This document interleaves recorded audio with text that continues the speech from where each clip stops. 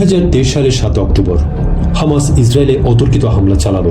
সেদিন ইসরায়েলের কাছে এটা ছিল একটা আঘাত, কিন্তু ইসরায়েলের নেতাদের চোখে এই আঘাত ছিল একটা সুযোগও।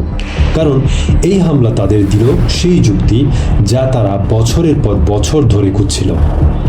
ইরানের প্রক্সি বাহিনীগুলো হামাস, হিজবুল্লাহ, হুথি এদের একে একে ধ্বংস করার যুক্তি, এবং তারপর সরাসরি ইরানে আঘাত করার পথ খোলার সুযোগ।